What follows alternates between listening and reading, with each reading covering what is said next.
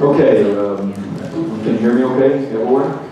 Yes. Fantastic. Thanks for that, Julie.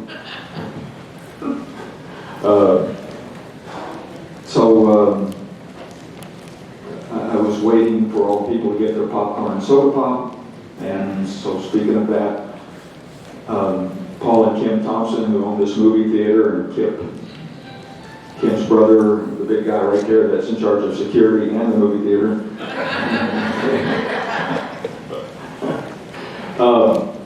make this happen for us. The fourth Tuesday of each month we meet here, and they provide the popcorn and soda pop, and this is just an awesome time for all of us to get together and see who each other is and have fellowship. And so, yes, thank you for that. We always get good speakers, and tonight is no exception, but the fellowship we have with each other is really the number one for us, and thank you all for that. So if you know Paul or Kim, be sure and thank them for this privilege, or go to a movie here. And so speaking of that, for the entire summer, they're going to have a 1 o'clock matinee on Mondays and Wednesdays for children. And they will be... For anyone. Or for anyone, okay. Yes, but... All right, thank you. And they'll be here... Hey, we grandma and grandpa's been going next year. We can go too, right, Kip? Yeah. I think that's right. So, they can be vintage movies, old movies, but if it's and they'll be free. If it's a new release, then there'll be a $5 ticket for that. And this is all sponsored by Community Bank of Marshall. And so keep that in mind as well. Community Bank of Marshall. Yeah.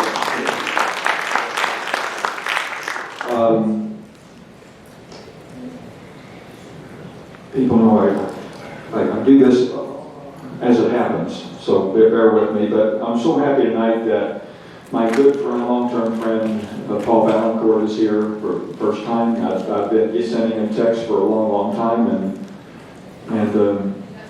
as soon as I didn't send a text, he shows up. So I don't know. But thank you, Paul, for being here. Long-term principal and superintendent of Slater High Schools, and so Paul Valancourt, thank you so much for coming tonight. And a new person also, Ray Samo, over here, was given an invitation and he came. And so thank you for coming, Ray. Before each of these meetings, I nervously send out about 150 texts, because if you have a nice party and nobody shows up, it's a bummer. And so I'm always grateful for those of you that show up, and so many of you are just real steady. I mean, you just don't miss. And some of you are rarely miss, and so that helps us all, when you show up. And but because I send out 150 texts, I get a lot of people that say why they can't come. Darn it! And so they're farming, and I guess farmers got a farm, or there's grandkids playing baseball, and you got to be a grandparent, and things like that. So they're understandable as to why there are reasons people can't come. But I had a good one today. Missy Booch from Camden is probably an hour and 45-minute drive from here, the Lake of the Ozarks area. She's not ever meeting, but she comes pretty regularly, and she comes to all our Lincoln days. And she said tonight she's going to stay home and watch the election results in Texas, because because she's from Texas, she still votes in Texas, and so she's very interested in the Senate race in Texas. And so I had a feeling where she was going with this, so I said, well, who are you voting for? And she said, Ken Paxton. And she said, Cornyn's a Democrat, so there's that. By the way, I mentioned Paul and Ray, but Jim Stanfield from the Slater paper is here, and Jim is our paper of record all the time, the Slater paper. The Slater paper is what a small hometown paper ought to be. It's got all the things you want in a small town paper. I get it. I've been getting it for years, and so thank you, Jim, for coming tonight. And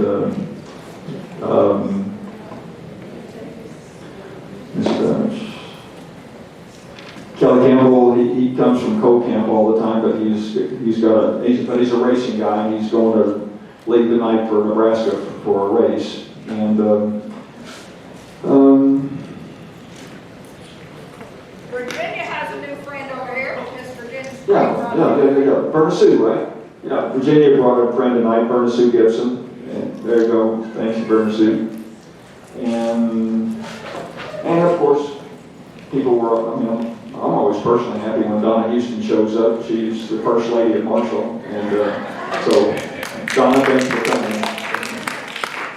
Donna is incredible. I've never seen anybody that's always so up, and Virginia is, so they're a good race there. But Donna's just always upbeat and happy and want to do something positive. And I don't want to stumble on this, but Donna's got plenty. Money's not a problem, but she's everywhere doing all she can for our community, and this community so benefits from Donna. And I think everybody knows who Donna is, but I would also call you an unsung hero of Marshall, Donna. So thank you so much for coming. What's his name? What you need? Vicki, are these your keys? Vicki Wise? No. Well, then. Got a 410 shotgun shell as me. That's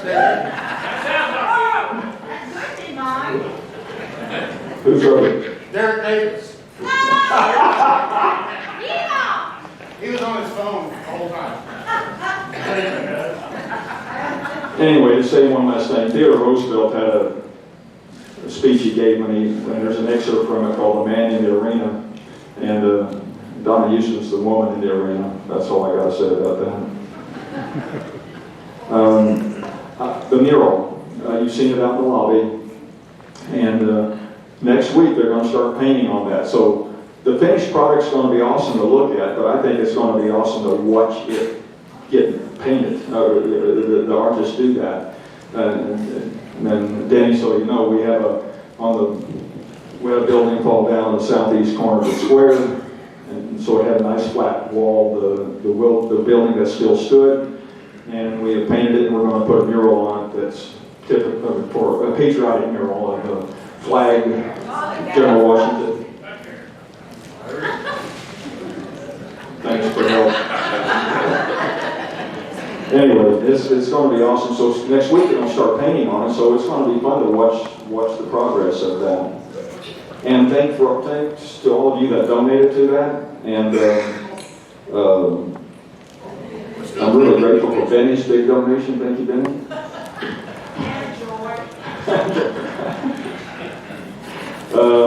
All right, moving along.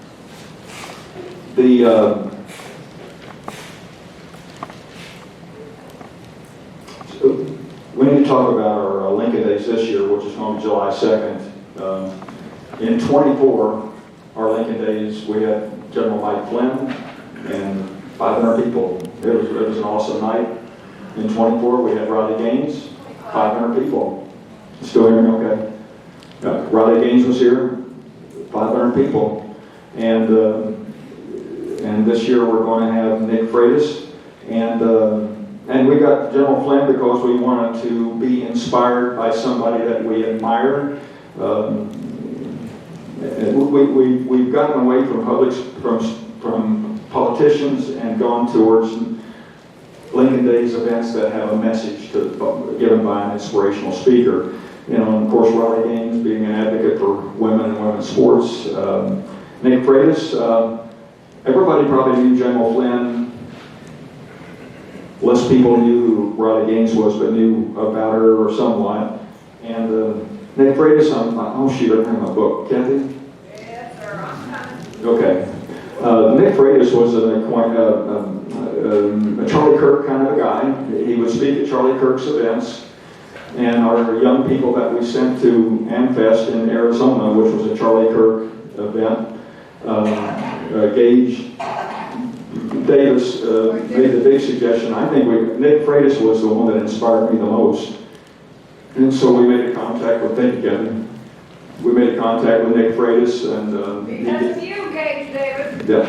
And so he gave us a date of July 2nd. That was the only date that we could use, so July 2nd is our Lincoln Days this year. And if you don't know who he is, you need to look him up. But he wrote this book called The Man Book. And it is it's amazing how good this book is. It's got 40 chapters that are 2 to 3 pages, sometimes 5 or 6 pages long. And it's written for men, but that's deceiving because the women would enjoy reading the book as well. And he talks about how to be a better Christian, how to be a better patriot, how to argue with somebody about capitalism versus socialism. And he gives you really good talking points in this book about those issues, as well as numerous other ones. And the book is worth getting and reading. It looks like I'm always doing the Book of the Month club now. And the book I would recommend this time, and I haven't been able to put it down either, it's The Man Book by Nick Freitas, and he's going to be our July 2nd speaker. So I would encourage you to, and I'll show it to you later if you don't steal it. We don't have anybody here that would do that, I know, but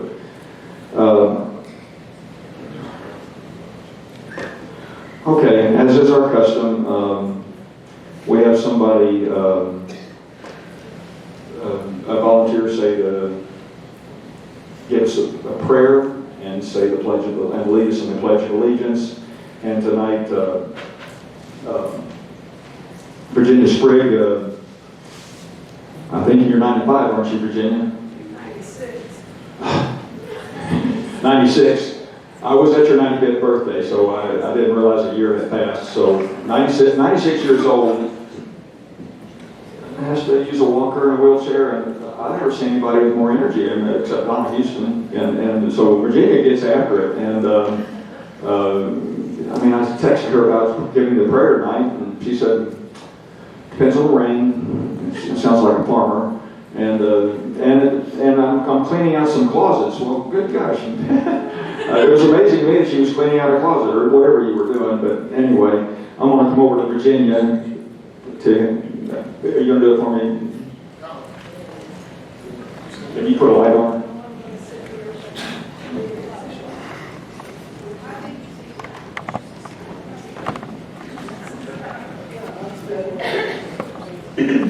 Good evening. Yesterday was Memorial Day, and I think it's appropriate that this prayer that I'm going to read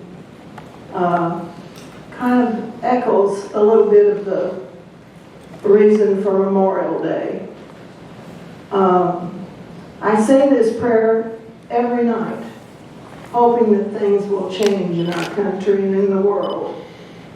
And so listen carefully to the words and support this. And I'll pray now. Lord God of peace, hear our prayer. We have tried so many times and over so many years to resolve our conflicts by our own powers and by the force of our arms. But our efforts have been in vain. Grant peace in Ukraine, Iran, the Middle East, and throughout the whole world. Guide our steps and give us the courage to say, never again war. We've lost 13. First it was 3, and I thought that's enough. But now it's 13 with this conflict in Iran. So we need to pray for these people. Instill in our hearts the courage to take concrete steps to achieve peace. Bless the leaders with wisdom, vision, and perseverance to build together a world of justice and solidarity, and to break down walls of hostility and division. To you, Jesus, we entrust all our families and pray that they may never yield to discouragement and despair, but become heralds of new hope to one another in this challenging time. May you continue to inspire all of us to oneness of heart and mind, to work generously for the common good, to respect the dignity of every person and the fundamental rights which have their origin in the image and likeness of God impressed upon every human being. Grant eternal rest to the dead and quick recovery to the wounded. Through Christ our Lord. Amen. Amen. Thank you, Virginia.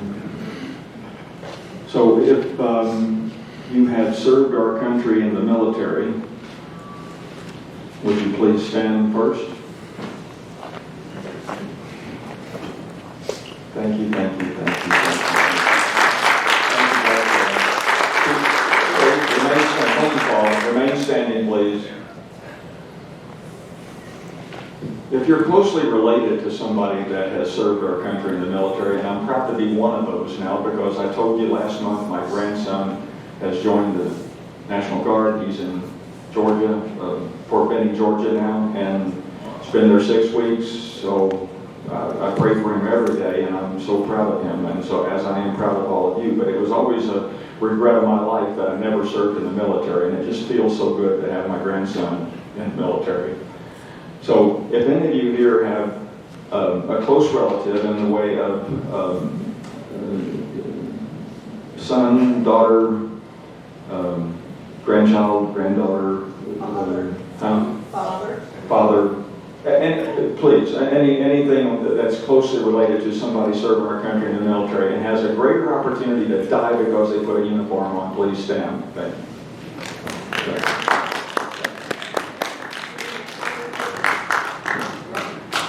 Virginia has a granddaughter that's been in 20 years, so thank you all and for your encouragement to those people and your inspiration to those people. The rest of you can now stand as we say the Pledge of Allegiance, which we discovered recently at a school event how many students don't know the Pledge of Allegiance, and it is not mandatory to say the pledge. It's optional. They do say it's optional, but it's not mandatory to say the pledge in our schools, and that's a shame. That's just wrong. So join me, please, and we put special emphasis into the republic because if we were a democracy, in a democracy, 51% of the people have absolute 100% control over the other 49, and a republic is what we have to be. Our founding fathers fought very, very hard for us to be a republic. I pledge allegiance to the flag of the United States of America and to the republic for which it stands, one nation, under God, indivisible, with liberty and justice for all. You can be seated. Our board member, Vicki, by the way, when I speak on behalf of our board. Vicki Wise is one of our board members that is in charge of our scholarships. Our club gives scholarships every year, and I'm going to let Vicki talk about that. Thank you. Good evening. I'm here again this evening to award our scholarships, the rest of them, for 2026. You know, you think handing out money is a simple thing, but it's not. It's very hard. It's hard for the seniors, for the scorers, and for me. In the past 3 years, we've given over $9,000 in scholarships, and each year, I guess it's my fault, the topic choices get a little bit more thought-provoking. This year, our topic choices were: America was founded as a Judeo-Christian government. Why? Number 2, democratic socialism, fascism, republic. How are these forms of government identified by today's media? Which of these identifies America? And the third one, what does America's future look like for you? How can you positively affect this future? Well, I'm going to tell you that all of the submissions, and I say all of the submissions this year, were the last one. They put a lot of thought into it. They spent a lot of time on it. And as I read through the essays, now I don't score them, I just read them. I have my scorers and they do the scoring. but I read through them. But each of the submissions this year asked questions like, what would it be like? What would challenge me for my personality in the future? How would they maneuver that kind of change? Thoughts about possibilities. These are all normal for students getting ready to leave a secure and well-ordered environment. The things that they wrote about had hope, vision, and readiness to take the first step. I believe that what we're assigned, the mission to make the what-ifs possible for our country. I want to thank each one of you, because without you, we wouldn't be doing any of this. We wouldn't have the energy, we wouldn't have the thought, and we wouldn't have the finances to assist these students as they go out into the world. Their new ideas that are coming toward them, I hope they have a firm foundation and are able to take those challenges and process them in an intelligent manner. If at this point in time I could have Aiden Wilcoxon and Peyton Marshall please come up here. These are the last two. We had our first one last month. These two young ladies were either off gallivanting in Georgia or at a soccer game somewhere, and they were not available. So we allowed that maybe we would give them their award for this evening, because we want to acknowledge it, and I want you as members, and most of us are senior members of the community, to see our young people, because they are the future that we are all going to be looking forward to. Aiden, it is with pleasure that we award you with a $1,000 scholarship for your efforts, for your acknowledgement of patriotism. Thank you.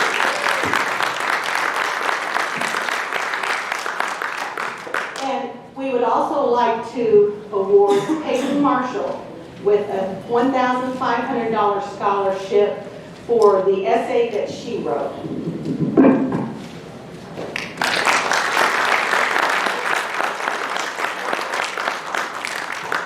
Thank you. And I think that these young ladies, moms, did you guys get some pictures? Yeah. Jen, did you get a picture? Okay. Thank you very much. We appreciate it.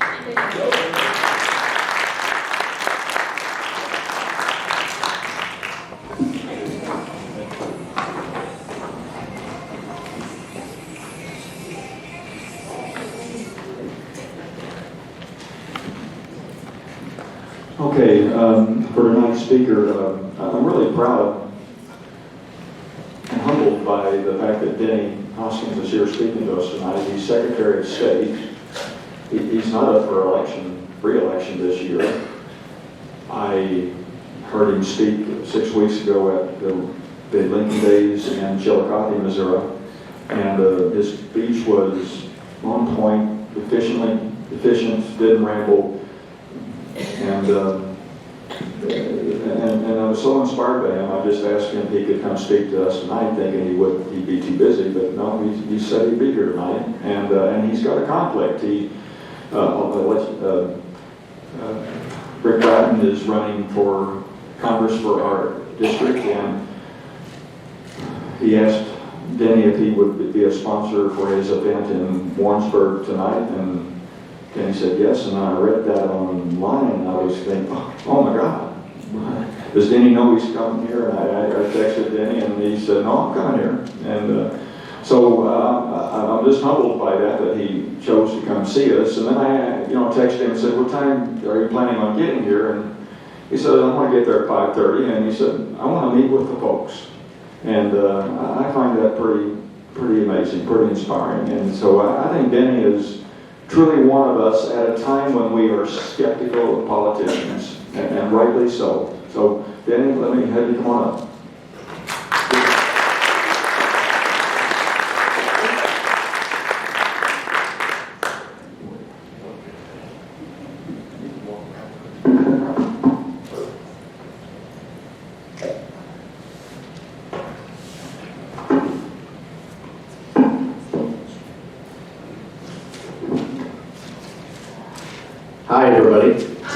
Secretary of State Denny Hoskins here from Warrensburg, Missouri. It's great to be back in Marshall, Missouri. As I was a former state senator for a while, and we survived COVID and everything in between, but it's always glad to be back in Marshall. And I've been looking forward to this for quite some time, ever since Tom and Kathy asked me to come. So I've got some prepared remarks that I'm going to read, and then I want to talk a little bit about what the Secretary of State does, because when I was out on the campaign trail in 2024, I went around, it was an 8-way tough Republican primary. I'd go around, hey, I'm Denny Hoskins, running for Secretary of State. People would be like, what exactly do you do? So that's a very common question. So for those of you out there tonight, like, I have no idea what Secretary of State does, you're going to find more tonight. So first of all, I want to make sure that I'm in the right place, all right? Raise your hand if you know the difference between a man and a woman.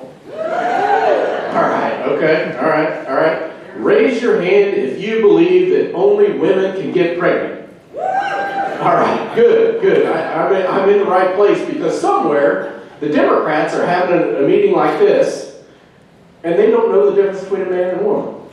And they believe that, I can't imagine being at a Democrat event, they came up to me and I gained a little bit of weight, somebody asked me, well, how far along are you? Right?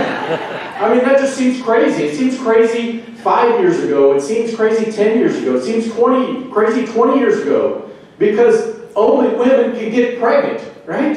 And so I'm glad that I'm in the right place here tonight. So I want to start off by commending you for having the courage to stand up for your convictions and to fight for the freedoms upon which our great country was founded. That freedom is wholly dependent upon each generation deciding it's worth preserving. And meeting some of you and seeing you all here today gives me encouragement that you're up to the task of carrying forward the mantle of freedom and liberty that make America the greatest country in the world.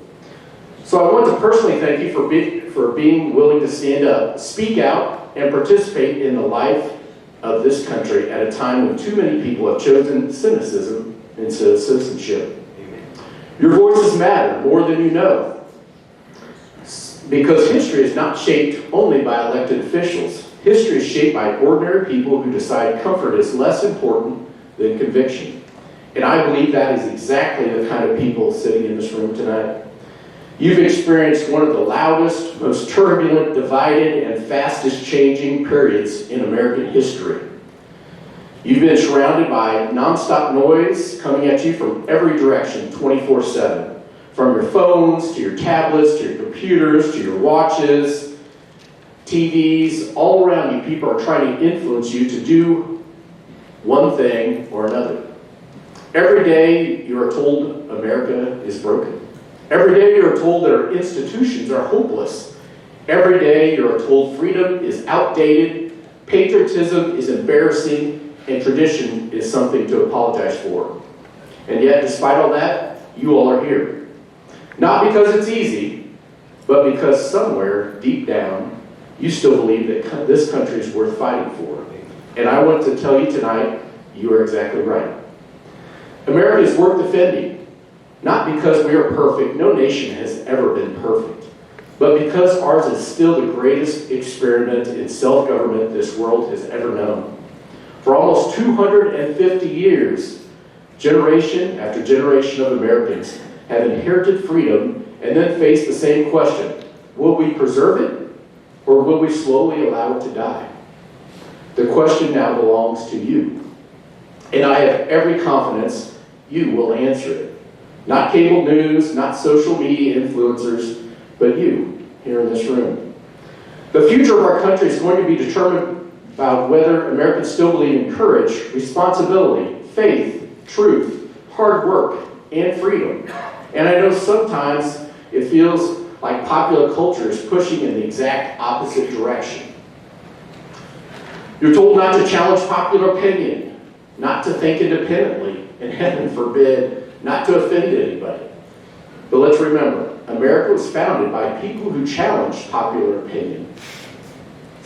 Thomas Jefferson wrote that our rights come not from kings, not from bureaucrats, but from our Creator. And the men and women of the American Revolution pledged their lives, their fortunes, and their sacred honor to defend an idea that never truly existed before, that ordinary citizens could govern themselves. That is extraordinary. But freedom is not self-sustaining. Every generation must choose it again. Every generation must sacrifice for it again, because the natural tendency of power is always toward more control, more centralization, and more dependence. Freedom survives only when citizens are willing to stand up and say, government works for the people. Welcome to Spring Vision Media's Front and Center, keeping you up to date and entertained with the latest. That's not part of the presentation. I think I just saw it. Now on Front and Center, we're going behind the screen. Check it out. For those of you that came in here to see Mandalorian and Baby Yoda movie, I'm sorry.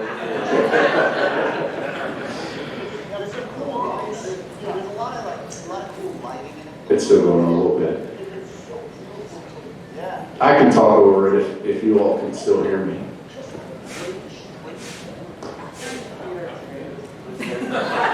Oh, there we go. We might get to see Mandalorian and Grogu tonight after all. I apologize. No, you're good. I just texted to find out if it was going to come on. I like it. I hadn't seen the Super Mario Brothers movie either. I mean, if we stick around long enough, we'll get a free movie too, right? Well, wait to see if you're going to break this. All right, freedom survives only when citizens are willing up. Let's see. I already said that part. That principle matters whether you're talking about free speech, the Second Amendment, religious liberty, economic opportunity, the sanctity of life, parental rights, or the right to simply think for yourself. And one of the things that I admire about so many conservatives today is this. You're willing to have the conversation. You're willing to debate. You are willing to defend your ideas publicly when it costs something socially. And I'll tell you what. Because of my conservative beliefs, I've had articles of impeachment filed against me by some Democrats in the Missouri State House this past session. I've been flipped off. I've been yelled at in traffic. And I even had one sick individual post online that they hope I got Charlie Kirk. But I won't be intimidated. And I will continue to fight for you every day that I am elected Secretary of State and beyond. I'm not asking everyone to become politicians, but I'm asking you to lead. Lead in your careers, in your communities, in your churches, in your families, and among your friends. And for whatever reason you can't lead, stand up and help support those that are taking those arrows and leading for you. Because America does not decline all at once. It declines when good people slowly withdraw from public ire. When they decide it's easier to stay quiet. When they convince themselves somebody else will handle it. That's why organizations like yours have become influential with Americans focused on free speech, civic engagement, and constitutional values. There's a quote often attributed to President Ronald Reagan that freedom is never more than one generation away from extinction. That is true, but the opposite is also true. Freedom is renewed when one generation rises up and chooses courage over apathy. And I believe you can do exactly that. As America prepares to celebrate its 250th birthday, we should remember this. This country was not built by people who believed decline was inevitable. It was built by people bold enough to believe impossible things could still be achieved. People willing to cross oceans, build railroads, start businesses, defend liberty, explore frontiers, and stare down impossible odds. That spirit is still alive, and it has to remain alive in you. So tonight, my challenge is simple.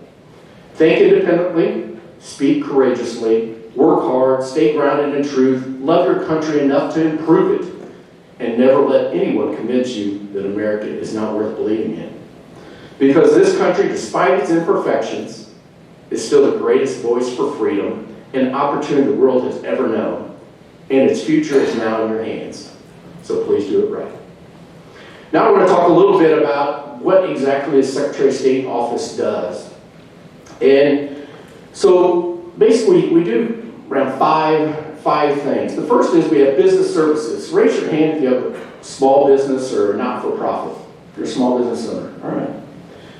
So those of you that own a small business, an LLC or not-for-profit, you filed for office, you filed for that business in the Secretary of State's office. So that's one of the things that we do. We have business services. Within business services, we also have a program that not a lot of people know about. It's called Safe at Home. And so for those individuals that maybe were a victim of domestic violence or something else, and they don't want their attacker knowing their public address, we serve as the address for those individuals. They list our address, we get their mail, and then we mail their mail back to them. And so that way, some individual in their life, for whatever reason, they don't want to know where they live. Like I said, most of these folks are victims, and so we're able to provide that service. Another thing that we do, we have the state library in the Secretary of State's office. Within the state library, we also have what we call the Wolfner Library. And the Wolfner Library is for those that can't see very well. We have large print books that you can rent. You can get online and check those out, and we mail those to you. We also have audiobooks. Our audiobook program is a very, very popular program. We have audiobook readers that you can rent and check out. It's a free program as well as audiobooks. And so that's another program that we have. We also have our Securities division. Securities division is, hey, if you or someone that you know, in every event I talk about my Securities division, and every time I get somebody that comes up to me afterwards and says, hey, what's that phone number again, or what's that website? So it used to be when we had scams, we all remember those emails, like, hey, you got some long-lost cousin in Ethiopia that's got $10 million, and they need your bank account number so they can transfer it to you, and blah, blah, blah. Well, those are still out there. Please don't reply to those emails. That's a scam. But now it's become even more sophisticated with text messages and artificial intelligence and things like that. For example, we had a lady that owns an alteration shop in St. Louis. She got wind of some scam that it was going to turn her money into $1 million very, very quickly. She took out a home equity loan. She maxed out her credit cards to the tune of about $150,000. Sent a check to New York, and they ghosted her. So now guess what's happened?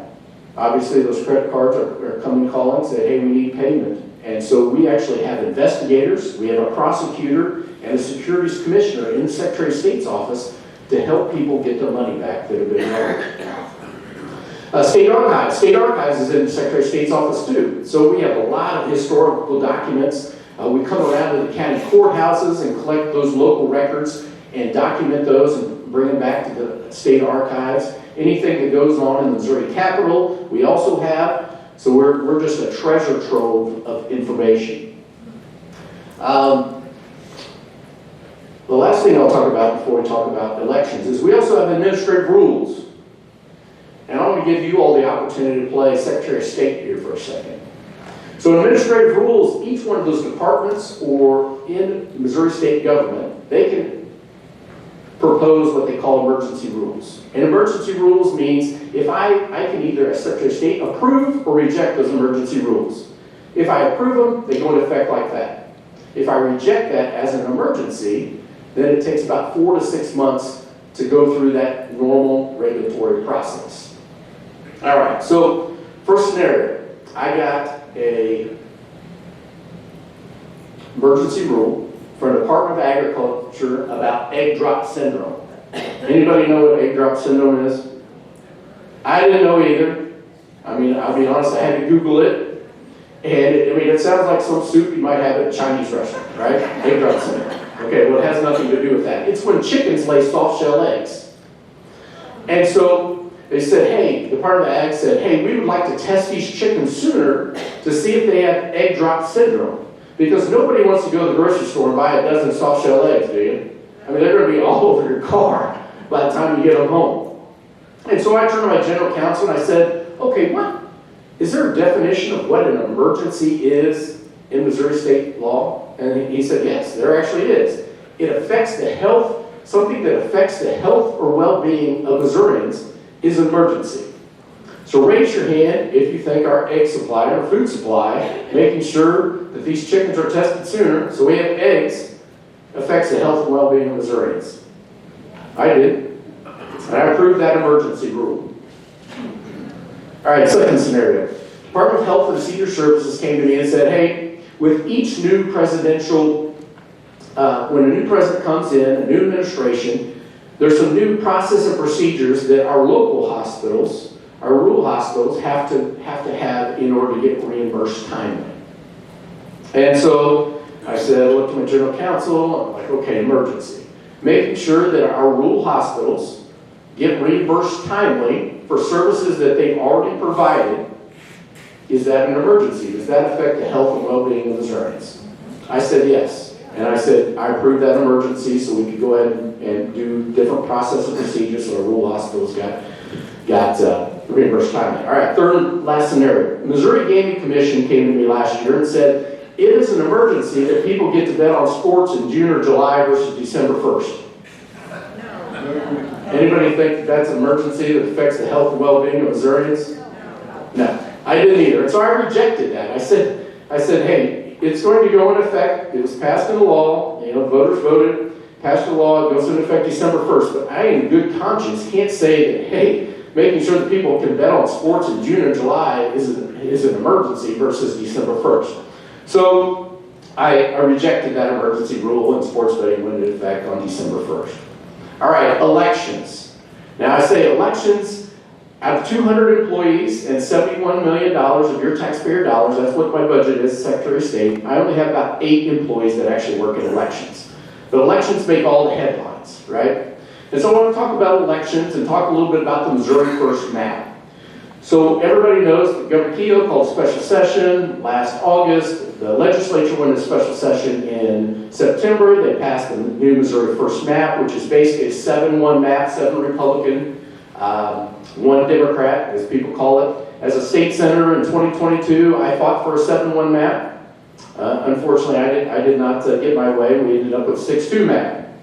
You all are in the new 5th Congressional District, along with Johnson County and Warrensburg, where I'm from as well. And I've been sued about 12 times regarding this map.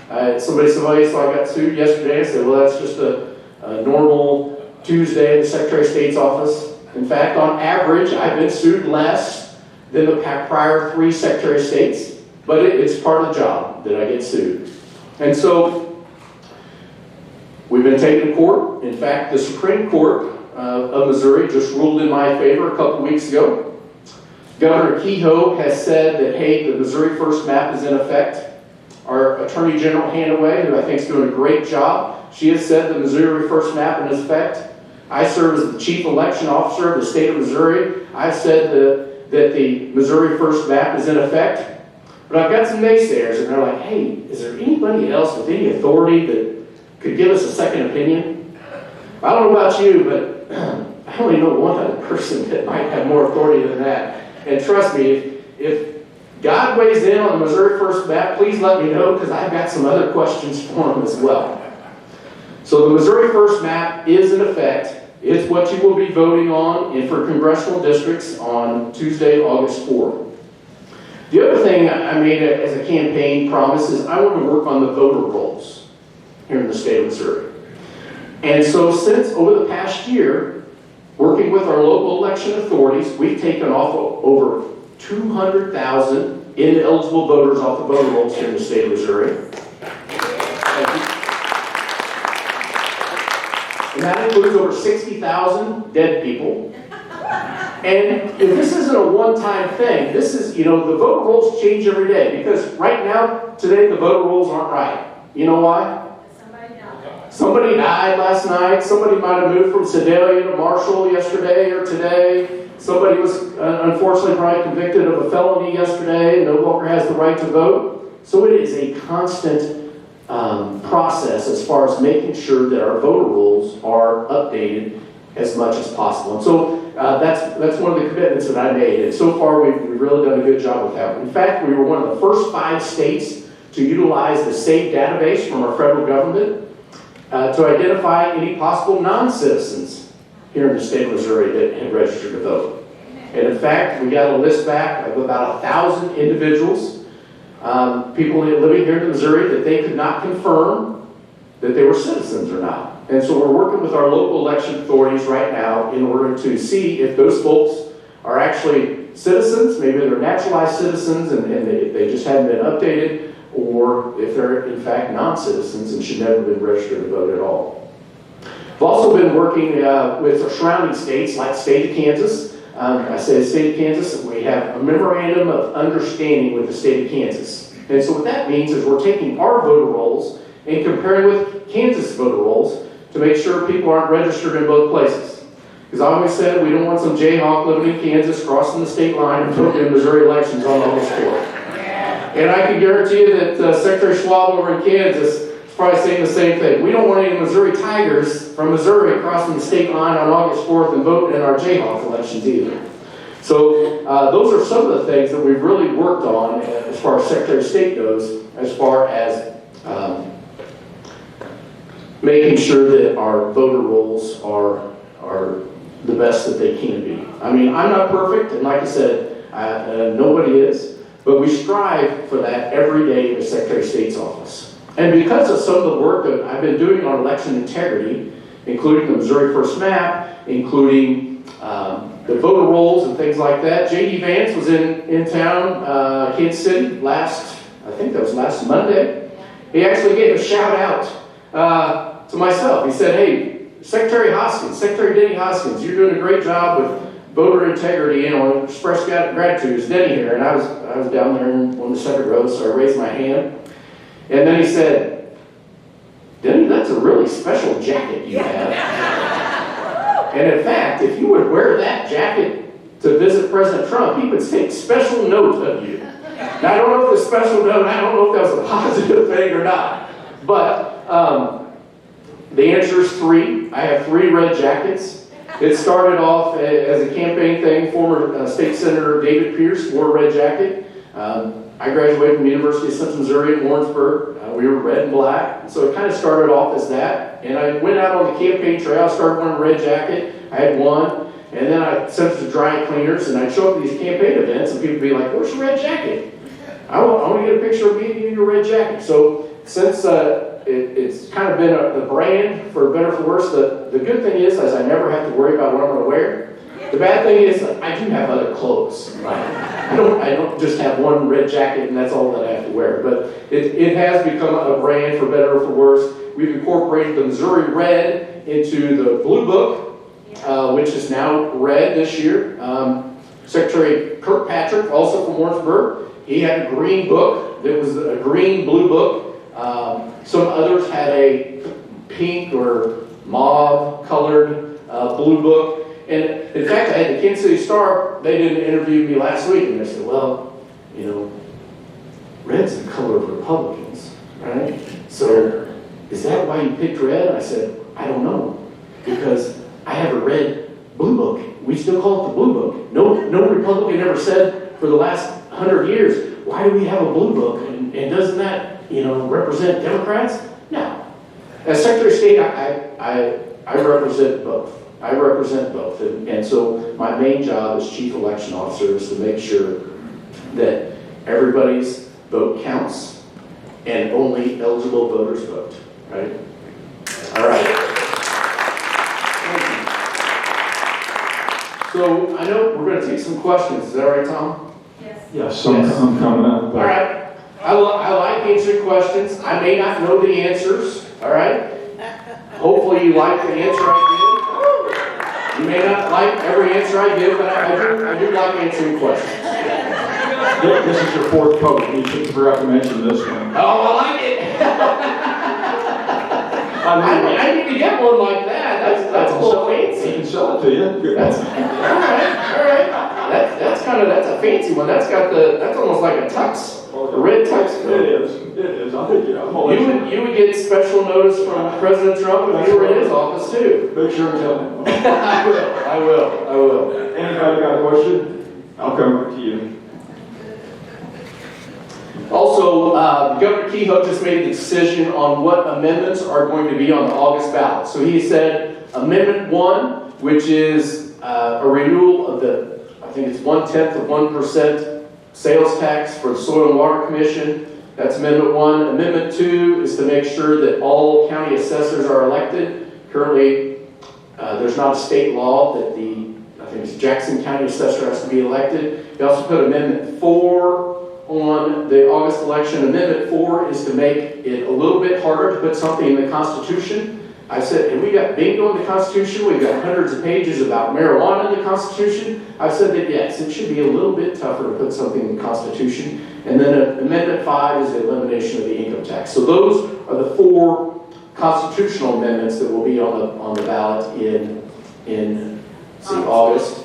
And then in November, Amendment 3, the pro-life amendment.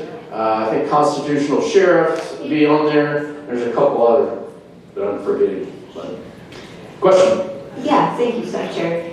I was going to ask about IP Yes. reform, but most specifically, I understand that all the new citizen petitions were due in your office, the early part of May, and when can we expect your certification on any of those?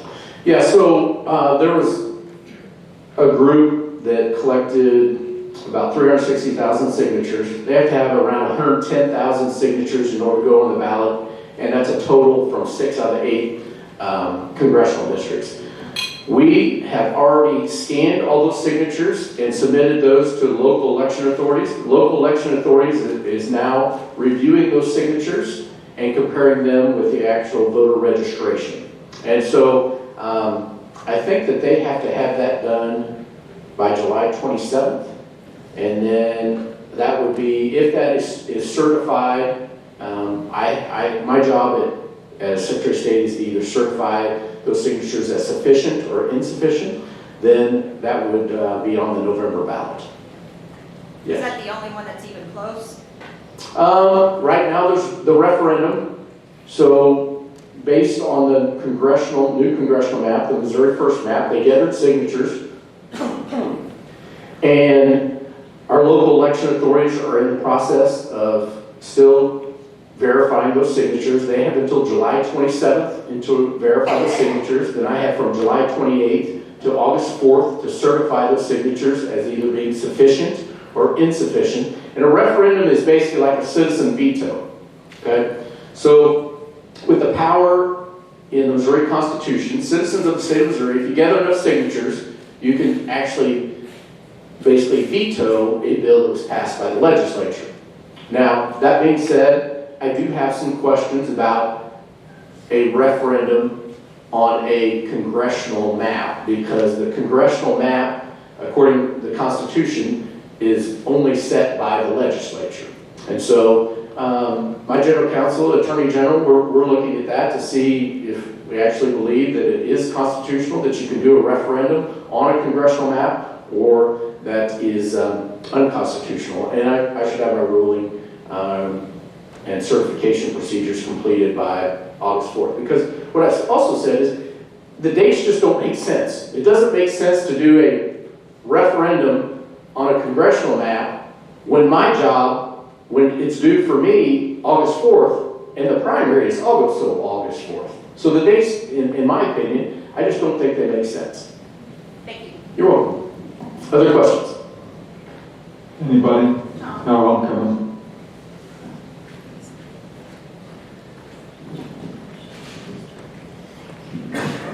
My question is about the amendment about the elimination of the income tax. Yes. If that passes, does that mean we're going to be taxed somewhere else to make up for that income tax that we're not going to have to pay? Yes. And so But they don't tell you that. That's a good question. it's Amendment 5. The language, I do not have the summary language on me tonight of those. So in the summary language, I know, and I'm not using the exact words because I don't have it on me, and I don't, especially for all 6, 7, or 8 constitutional amendments. Yes, so Governor Kehoe came out with a plan to eliminate the Missouri income tax. The legislature passed that and put it to a vote of the people. Now, this is a 2-part process.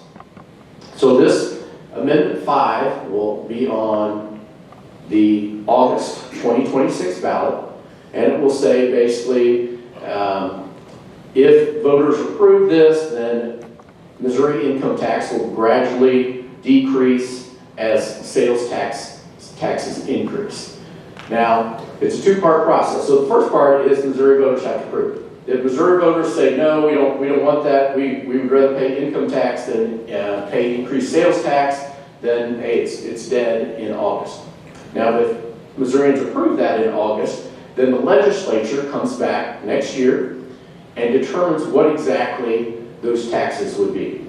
Now, they've talked about taxes on, Governor Keogh said 3 things, and hopefully I can remember all 3 things, will not be increased in taxes. Real estate, healthcare, and agriculture. Those 3 things. He said sales tax will not increase on those. However, other services, like veterinary services, or, I'm a certified public accountant. I said, hey, if you get charged $500 to have your tax return done now, you don't pay any sales tax on that. The legislature could decide to tax that, and so you might pay $550 for your tax return next year instead of $500 because there could be sales tax on some labor that is not taxed right now.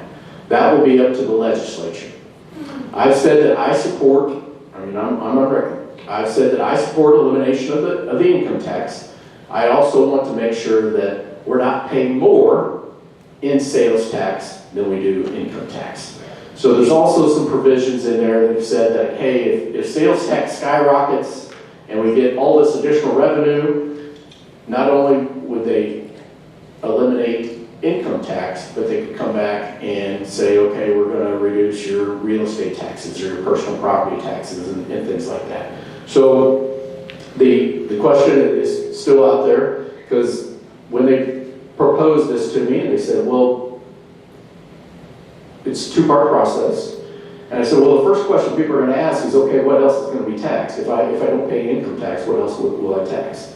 And all I can say is that the governor has promised no additional taxes on agriculture, healthcare, or real estate. And so the legislature would decide what exactly is going to be taxed next year. Can I ask a question here then? Sure. So by comparison, so we all know that Florida has no state income tax. Yes. And Tennessee does not. Correct. So there's the possibility that with what you're talking about in Missouri, that if I charge $100 to do a surgery, yes, and now there's potential for an additional tax on that I've never charged tax for before. Right. So then my question is, well, what do they do in Florida and Tennessee about issues like that? Like does a veterinarian, are they taxing the veterinarian for his services? That's a good question. I don't know. I will have it. I have a voice, but I will not. I mean, that will be the legislature's job in order to decide what is going to be taxed. And so I don't know enough about it on a veterinary service or even CPA, a tax preparer, if those things are paid additional sales tax, or if there's a different rate for a veterinary surgery or a tax return versus other things. It sounded too much like you got to pass it to know what it is, or pass it to know what's in it. I mean, we're skeptical of that sort of. Yes. Yes, I agree. I agree, and I think it's legitimate to say, okay, yes. Eliminating income tax is something, I mean, as Republicans and conservatives, we are for less taxes, right? And so it is legitimate to say that, yes, I want to eliminate income tax, but I have questions about other taxes and sales tax and what additional would be taxed. That's a legitimate question. So if Tennessee and Florida are such successful states that do that, why can't we just do what they do? Follow their lead? Yes, so states like, I know that they've looked at other states that don't charge income tax, and they're using those as a model. And they've had all the experts lined up from, I can't even remember the number of experts and things that came up with this plan. This was not just a plan that was, Governor Keogh decided all of a sudden one night, hey, I think I want to do this, and hey, write this up. No, this has been a very careful thoughtful plan that Governor Kehoe has come up with. I would encourage you to contact your state rep and your state senator about what they voted for with the HJR that passed and is going to be on the ballot to eliminate the income tax, and what their thoughts are as far as sales tax on other services, and what services do they support the governor's call that says no additional sales tax on real estate, healthcare, and agriculture. Does your prescriptions, does that qualify as healthcare? Do you support making sure that, hey, you don't want to pay any more sales tax, you don't want to pay any sales tax on your prescriptions and things like that. So, or your premiums for healthcare, or hey, when you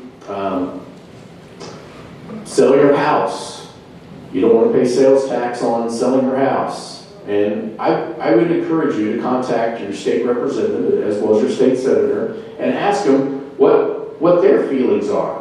And again, if it doesn't pass in November or in August, there won't be anything to worry about. But that would be a great, I think, conversation after August to have them come in and talk about what they think should be taxed as far as services, and because they're going to be the ones making the sausage.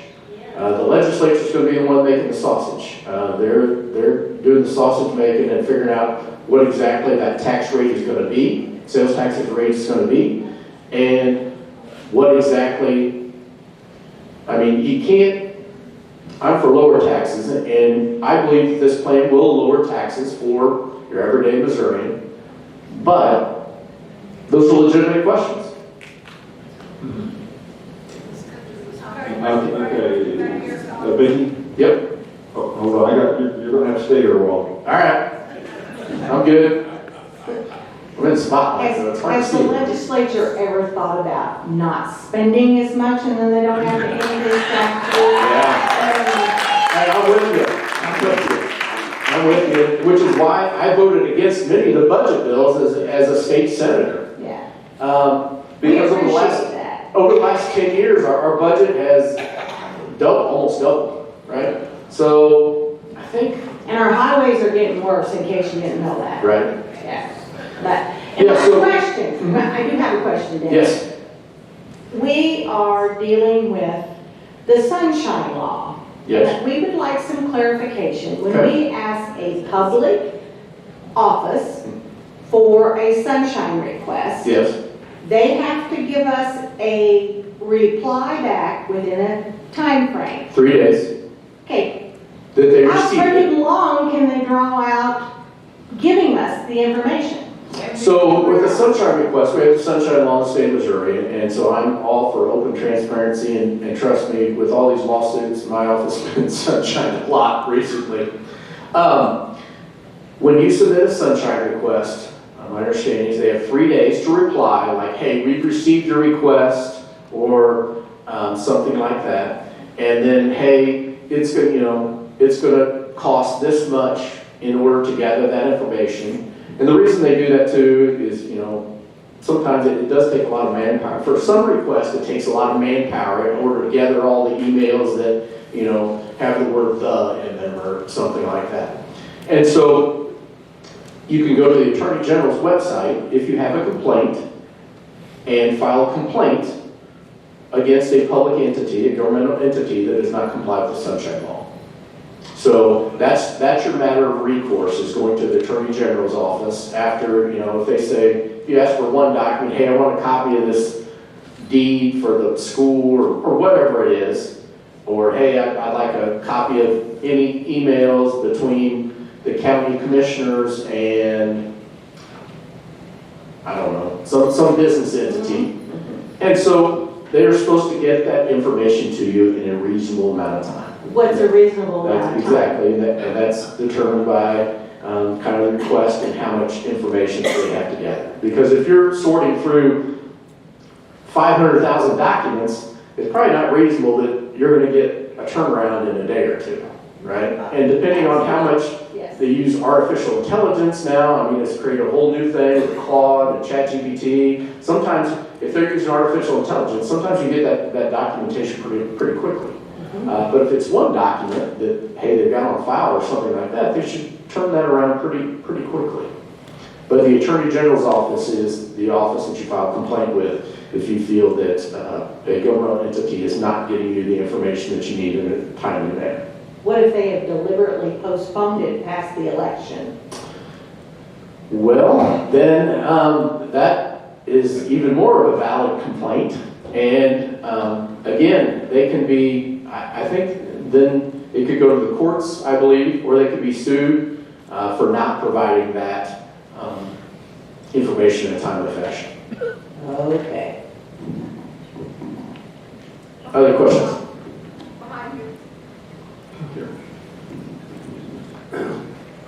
Wouldn't it make a lot more sense for the, it's just math on, if we're going to do away with income taxes, why couldn't they have said, okay, we're going to do away with income taxes, this amount of revenue is going to go down from that, here's what we're going to have to do to sales taxes and other taxes, and so people knew ahead of time rather than, pass it and then we'll find out what's in it after we pass it. Because that's what it looks like to me. It just looks like a Nancy Pelosi deal to me. Yeah, no, I agree that those are legitimate concerns. I agree that those are legitimate concerns. There's several other states that have already did this, so we're not reinventing the wheel, Right. We're not reinventing the wheel. No, I agree. And I don't say that they looked at other states that have eliminated income tax and used them as a model. Now, I personally can't tell you what is taxed and not taxed in other states like Tennessee and Florida that don't have an income tax. But I know that they have looked at those states, looked at those models, seen the population growth in those states that don't have income tax, and compared that to Missouri and said, hey, we need to do something different. We need to think a little bit different because our population has been stagnant. I mean, as you know, I think it was 2012, we went from 9 congressional seats down to 8. Benny.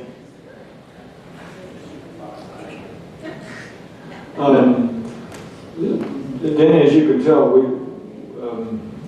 we're a group of people that's pretty well informed. Yes, you are. Yeah, that's great. I commend you.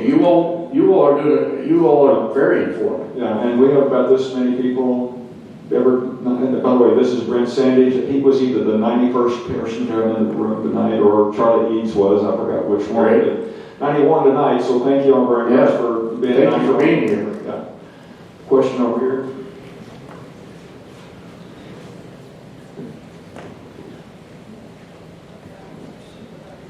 In Missouri, we have the Hancock Amendment. Yes.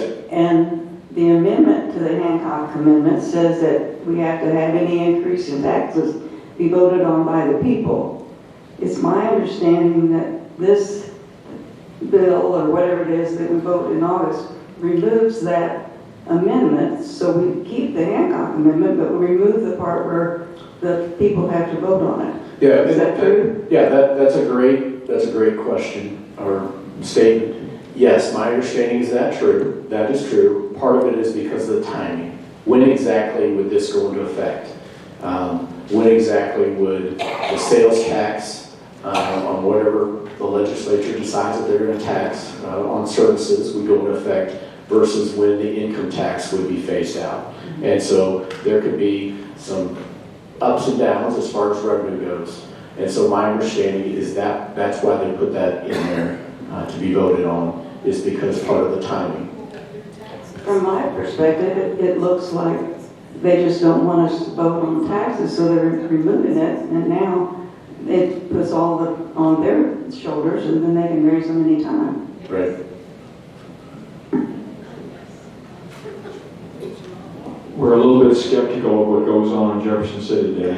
And you should be. I mean, you all should be. There's some of these things that obviously I fought for you all as your state senator and as a state representative. I'm in a little bit different role now. I do have a voice. I always love it when somebody says, well, you need to file this bill. And I said, I can't file any bills anymore. I administer the law. Like I said, I do have a voice, but I administer the law, what the legislature passes, as well as what the governor signs the law. Question? I have a question. How does the legislature justify some of the changes that we're hearing in in funding for education and for school systems. It seems to me like they are really taking a lot out of budgets that are already strained, and it puts more pressure on the teachers. Yeah, I mean, I'm not for sure exactly where the education budget ended up. I know the governor basically proposed a flat budget for K through 12 education, and that being a flat budget was still, I believe, the most money that they had ever seen, that they had ever received. And so education is always a concern. You know, we want to make sure that we have first-class education opportunities for our kids. They did put in on the education savings account. They upped that. I don't remember exactly how much. It wasn't 50 million. They went to 60 or 70 million on that. But with the school funding formula, I believe that they've created a task force to relook at the school funding formula, how exactly that is calculated. Because in my opinion, sometimes our rural communities and our rural schools are missing out. And so it is time that we revisit that school foundation formula, that's for sure. But as I understand, they're wanting to take money out of rural education school systems. I don't believe that that's the case. By hundreds of dollars. Yeah, I do not believe that's the case. I would wholeheartedly disagree if they were trying to take money from our rural schools and things like that. I mean, I grew up in a rural school, public school, Fatima High School in Westphalia, Missouri. I say public school, private, Lady of Fatima name. I went to the University of CMSU down in Warrensburg as well, so I'm a product of public schools. I grew up a TK, teacher's kid. Both my parents were high school teachers, elementary school teachers, superintendent, math teacher, librarian. Then I became a PK, preacher's kid. My dad went into the ministry after that, but no, if they were trying to level public education, you'd hear me screaming and shouting from the roof. Well, I've heard that they're wanting to take money away from public education systems and give it to private systems. No, you're probably talking about the education savings accounts, and so I'm a believer that this is out of the school budgets. Well, like I said, public schools, my understanding on the budget this year, they were still funded to the same amount that they were last year, which has been a record amount, most of them they've ever been funded. So I'd have to do some more research on that. I wish you would, because the teachers nowadays have to have, they take it upon themselves to have pages of Amazon so that people can contribute to their classroom supply needs. Right. And so the more they cut teachers' budgets, that's the more that their supplies have to come out of their pockets. Okay. And teachers put a lot of their own money in their own pockets for their classroom. As a TK, as K through 12 and even through college, but they pay a lot of money out of their own pocket because the school systems don't pay for all of their supplies. So I wish you'd look into it. Okay. Another question, Tom. Another question right here. Yes. Yeah, mine's more of a comment.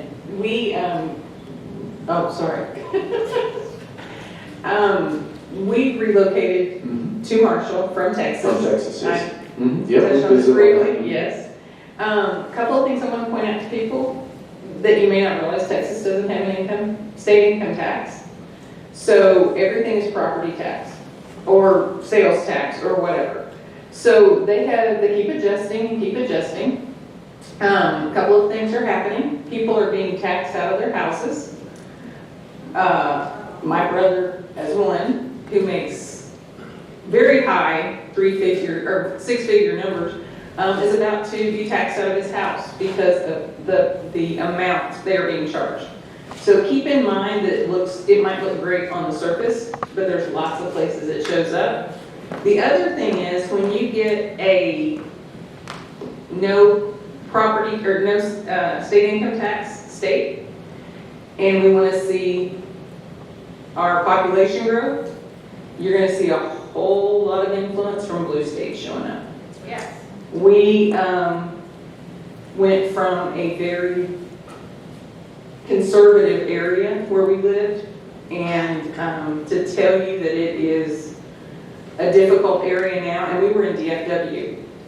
It's a tough gig, and I have to stand behind state income tax because I did 15 years, 40 years in Texas. Right. It's not pretty. You think you're getting a good deal. So just having lived it. Thank you for that comment. Thank you. Here you go. How can you say that no income tax is a good thing when you don't know what's going to be taxed? So you don't know that it's not going to be more. You don't know. How can it be a good thing? Well, as Republicans, are we for higher taxes or lower taxes? Lower. We're for lower taxes. And I believe that elimination of the income tax would lead to lower overall taxes. If I did not believe that, I would not vote for, hey, I want to eliminate income tax, but I want to pay more taxes than sales tax and every other, gas tax and every other tax. My belief is that the elimination of income tax will result in a lower overall tax bill for the vast majority of Missourians. But you can't say that for sure because you don't know what the legislature is. That's right. So you don't know. Well, right. That's going to be on your state representative and your state senator. And so with my state representative and state senator, Senator Bratton is my state senator. He's running for CD5, your congressional district. I have faith that if he does not win the CD5 and he is still the state senator for Johnson County, then there's no way that he will vote for higher taxes. There are people now on low income, very low income, that don't pay any tax right now. Right. That's who's going to hurt. The low income people, that's who's going to hurt. They're going to have to pay taxes that they're not paying right now.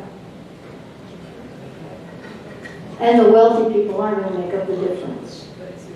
I will say that if we look at would you agree that if we looked at blue states, that they have a high state income tax? Yes. So theoretically, as a conservative state, as a Republican state, if we look at, Florida, Texas, and Tennessee, are they, would you say they're Republican states, conservative states, or Democrat liberal states? But we aren't Florida or Tennessee. There's different demographics. Well, we're not them. I would say that we're theoretically, it doesn't translate into what reality is going to be. Well then, using that logic, then hey, we ought to raise income tax and lower sales tax, and we'll be like New York and California, right? I'm not lowering spending. Hey, there we go. I agree with that. You're preaching to the choir now. I'm the one that, like I said, I voted against many of the budget bills when I was in the state Senate. I tried to rein in spending because what it says, we don't have a revenue problem, we've got a spending problem. We've got a spending problem in Jefferson City. And so, yes, I'm all about trying to rein in spending. And in fact, I offered several amendments out on the Senate floor to cut spending. As many of you know, I was a founding member of the Missouri Freedom Caucus, and because of that, they took away my chairmanship, they kicked me off the Appropriations Committee, and they moved my parking spot down to the river. And I guess that would have been 2024. And so I'm all about cutting spending, because like what I've said, if we can reduce spending, like we don't have a revenue problem, we've got a spending problem. I agree. Denny, can you comment on the Freedom Caucus? Because you're 2 or 3 years ago, you were legendary, as well as the core of you that were that. You were legendary to us because of the stands you took. Right. And you existed in Jeff City like the goalie that kept bad things from happening. That's right. Kept the other side from scoring. What's the status of that movement at this stage of the game? So the Freedom Caucus in Missouri is still alive and well. However, it's a little bit different. Back then we had, I think, 5 state senators that were part of the Freedom Caucus. Right now we have 2. Some original members of the Freedom Caucus in the Senate have decided that they want to go a different path. And so we do have some allies as well, not necessarily Freedom Caucus folks. And when I talk about this, I guess I'm still part of the Freedom Caucus, even though I'm not in the legislature. I was the first, but you know, they meet and talk about all these legislative bills, and sometimes when it's things that affect my office or affect you all, elections, businesses, education, library, archives, securities. I mean, there's not a lot that doesn't touch my office. But yeah, and they have several, I'm not sure where they're at on House members, several House members. But in the Senate, let's see, State Senator Nick Schroer is, I guess, chairman of the Missouri Freedom Caucus. And then Adam Schnelting, both these guys are from, he's also a state senator. Adam Schnelting is a state rep. Both of them from St. Charles County. They're the two senators that are in the Missouri Freedom Caucus. And then Representative Ben Keithley is the vice chair of the Missouri Freedom Caucus. And so in the House, they have quite the contingent. I don't know how many members exactly, it varies. And so yes, they are still a driving force. They have leadership in both the House and the Senate has referred to them for ideas and counsel them like, hey, if we do this, are you all going to stand up and filibuster? Are you going to be against it? Or how could we make this more palatable to you? We also have several members that are conservatives, but either haven't been invited to join the Freedom Caucus or were invited and said, hey, I'm aligned with you on 99% of stuff, but I kind of want to do my own thing. And so when we talk about some of those Freedom Caucus aligned members, people like Mike Moon, people like Nicola, Senator Nicola from Independence. And so, you know, the Freedom Caucus is still going strong. In fact, I think the State Freedom Caucus Network, I think it's added 3 new states this year. So they're up to maybe 15 states have State Freedom Caucus networks.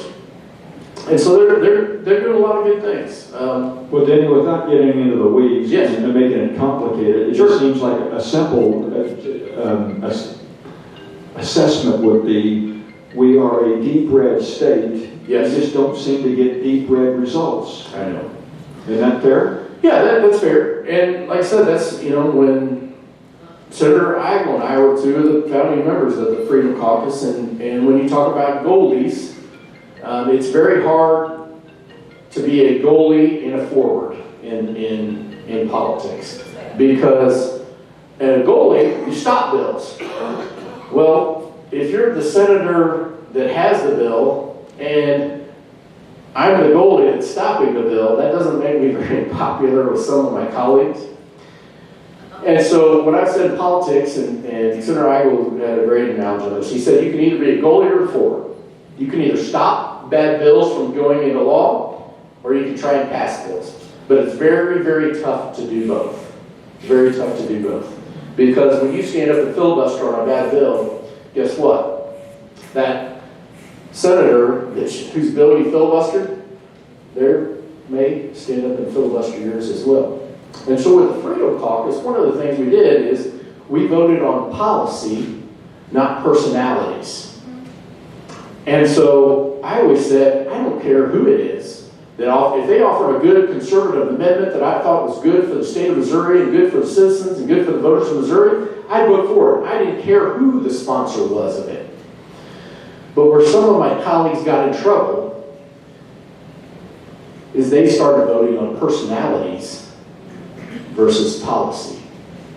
And then when they had to come back and answer to their constituents, and you all are a well-informed group, you would say, hey, why did you vote for this tax increase? And the answer of, well, I didn't like or why'd you vote against this tax cut, per se? And the answer is, well, I didn't like the senator that was sponsoring that amendment to cut taxes. That doesn't hold very well. Their behavior looks childish sometimes. It does. And so, yes, I wish that we could pass all the things. conservative. And obviously as a state senator and state representative, I fought for that. And that's, like I said, one of the reasons I got kicked off one of my committees, lost my chairmanship, and they moved my party spot down to the river.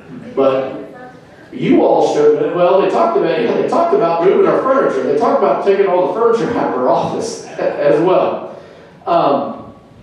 But I think the Freedom Caucus is doing a good job. I think they're finding their way without some of the founding members that have been turned out.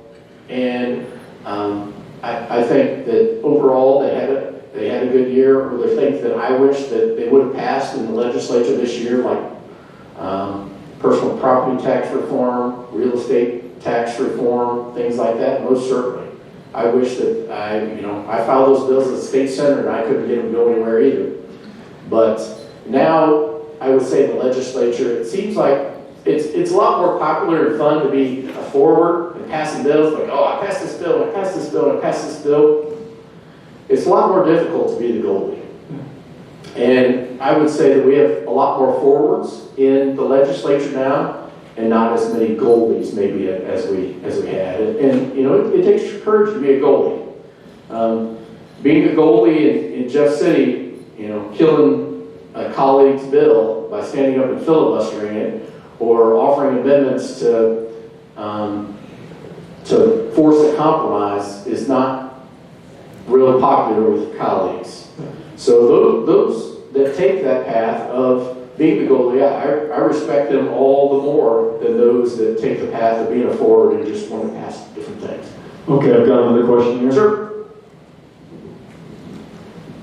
The governor has stated certain things wouldn't be taxed. Yes. What happens when the administration changes? Well, this would be a state law, and so whatever this, if he says that if it's in the bill that the legislature passes next session, and it says like, hey, no real estate is charged and no healthcare and agriculture, then in order to have that change, then the legislature would have to pass another law, and in order for that to change. So could it happen? No, certainly. I mean, laws change every year. I think they maybe passed around 100 bills into law this year. But I believe what the governor's saying. It's no secret that I did not support the governor in the Republican primary, but I think Governor Keogh's done a good job. I think he is what he stated as far as the state, and what he stated and what he's pushed the legislature to do. I'm on board with. I'm on board with Amendment 3, the pro-life amendment. I'm on board with reducing the amount of taxes that we're paying in Missouri. I'm on board with having schools have an A through F grade that we all can understand versus some of this legal education mumbo jumbo that nobody understands unless you're a legal scholar as far as grading their school districts and things like that. So I think that, are the things that I would do different from the governor? Sure. Are there things the governor would do different if he was Secretary of State? Most definitely. Most definitely. So, yes, question? Yeah, I understand you're over the public libraries, right? Yes and no. So the public libraries are governed by your local public library board. Now, there's some funding that comes through the Secretary of State's office, through our state library, that we dole out to public libraries. And so your public library board is actually in charge of them. Do we have the power of the purse? Yes, on some things. And I've used that power of purse regarding some of our public libraries. But, if the public library's got a $5 million budget and I would hold a $10,000 grant, they can usually maneuver around that. So the answer is yes and no? Yes, I mean, officially the public library boards are in charge of the libraries. But we do have some power of the purse because we do provide some funding that comes through our state library, through the Secretary of State's office, that we dish out to our local public libraries. Correct. Okay, so if there were voter books in the children's Yes. part, do we have any power, or do we go to our local board? Yeah, so first, I would encourage you to go to your local board. Secondly, we do have a complaint system in the Secretary of State's office. So if you notice something and I campaigned on this too, because I said, hey, you wouldn't take your 10-year-old granddaughter or daughter to a rated R movie, would you? No, you wouldn't. It's not appropriate. Well, some of these books are rated R or even worse and are in the children's section. And so there is a challenge system. Most public libraries have a challenge system. And so I encourage you to go to your public library board first.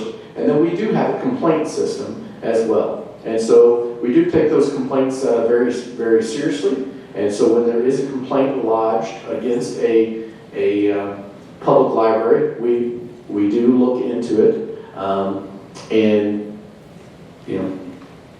go from there. Okay, thank you. You're welcome. We'll take one more question, and then, Kip, is there a movie going on tonight? Nope. Okay, so you all can mingle in here or in the foyer, mingle in front of the mural. Can we watch a movie after this? I'm just joking. I'm going to ask you more about IP reform. Sure. So Amendment 4, and my concern is how our Constitution has just been ravaged by out-of-state interests for abortion on demand, for sports betting, marijuana, recreational marijuana. Yes. And just your whole thoughts on that process. Yeah, so Amendment 4, the legislature put on the ballot. And that, like I said, it's going to make it a little harder to put something in the Constitution. Now, the reverse of that were the signatures that were turned in on Sunday, May 3rd, about thousands of signatures. And I think that's going to be Amendment 6. So Amendment 6, in my opinion, is a no vote. Because Amendment 6 would make it easier to put things in the Constitution.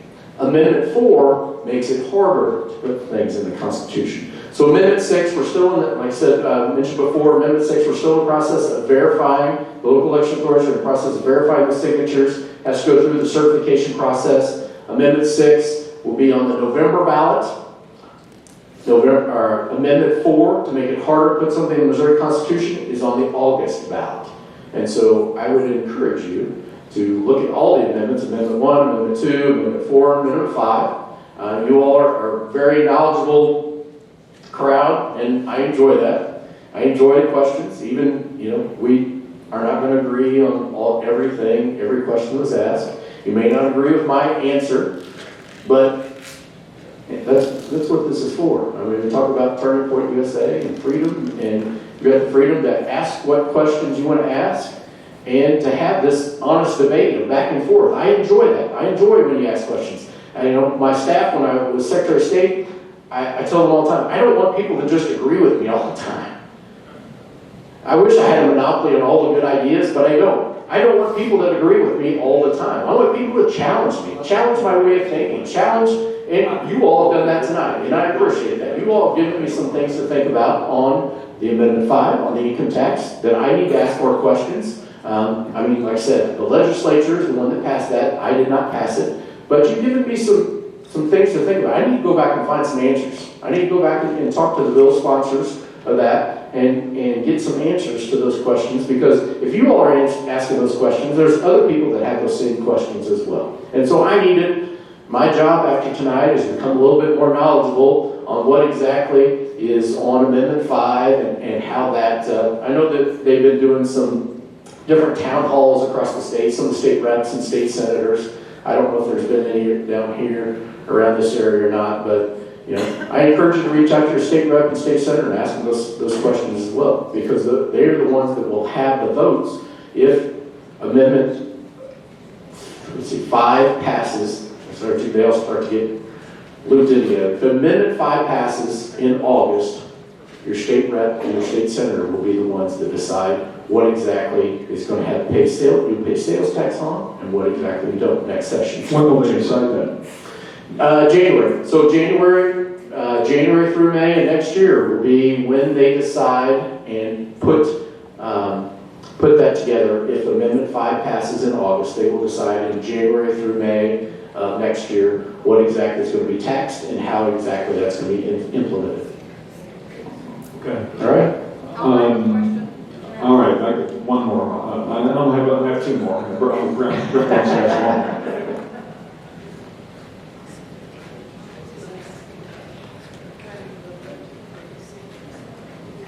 Well, where can I find a suit coat like that, Tom, too? I mean, where is exactly you get that?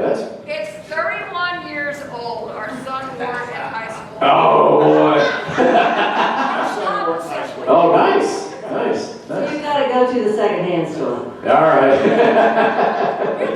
I'm not too good to shop at the secondhand store. I mean, my wife loves going to Plato's Closet whenever we go to Kansas City, which is, the secondhand store there. Okay, I may just be dumb about this, but tell me again about Proposition 6 and Proposition 4, because one you're voting for it, and one you're voting against it, and why do we have two? And if one passes on the first election, then what happens to the other one on the second election? Is it overthrow 6? Not necessarily. That's a good question. So Amendment 4 was put on the ballot by the legislature. And that is in August. And so I would encourage you to vote yes on Amendment 4 in August to make it a little harder to put something in the Missouri Constitution. Should they have enough signatures and for Amendment 6, that will be on November. I would encourage you to vote no on Amendment 6 in November. If it's on the ballot in November, because it basically, in my opinion, makes it easier to put something in the Constitution. So Amendment 4 was put on the ballot by the legislature. Amendment 6, the people, not politicians, or I don't know, one of these groups gathered signatures and in order to put it on the ballot. Okay. So I want to vote no on both of them. No? Yes. I would yes on Amendment 4. Yes on 4 and no on 6. Yes, correct. Yes, no in November. Oh, never. Hopefully, yeah. We need to get out some more summaries or something. Yeah, there'll be more information come out. I'm just trying to make it through August 1st as far as those amendments go. But yes. One more question. All right. I told you I like to answer questions. Well, this is more of a comment. I agree with you on the initiative petition thing, because I remember, I think it was Prop B was a dog bill years ago. Yes. And you read that, and like, oh, this sounds really good. But, if all you saw was what was on, the ballot, you voted for it. But if you got into it, what it did is some really good dog breeders in the state that went out of business because of that. Yes. And, and you got, people that are not, I was not knowledgeable until I really got dug into it, and then, kind of worked, the pork industry worked really hard against it. But people like, and that's a scary thing about initiative petition is we got a lot of different people trying to decide stuff, and I didn't feel knowledgeable enough. There's a lot of things I vote on, I'm just not knowledgeable enough on, and I'm fairly informed. And so that's the reason that, it's probably better, on that dog bill, Tom would have been a better person to decide on that than somebody like me. But I really appreciate that. The other thing that I wanted to mention is funding, spending in the state. We all want the government to spend less. Yes. But where do we, this person wants this cut, this person wants this cut, this person wants this cut, and this person wants more spent here and there. It'd be nicer if we kind of knew where all they were spending money, and we could decide as a group that here's what we want cut. Because rural schools, we don't want those cut. That's right. But there is some areas, and government's going to be inefficient no matter what you do. It's always been inefficient. It's always going to be inefficient. So the more of that stuff we can privatize, I'm one that, like right now, our mail service is horrible in the United States. If there's a way of privatizing that to make that better, it'd be great, because we're constantly, somebody sends us a check, we don't get it. Somebody sends us a bill, we don't get it, and it just keeps getting worse and worse every year. And it didn't. 10 years ago, it wasn't that way. No, I agree. In the Secretary of State's office, I mean, practice what we preach, and so in the Secretary of State's office, we have the fewest number of employees that we've ever had. Okay? And we're still delivering what I consider the best services that we ever had as well. In fact, when I took office in business services, where I said people are creating LLCs and not-for-profits, we had thousands of backlogs.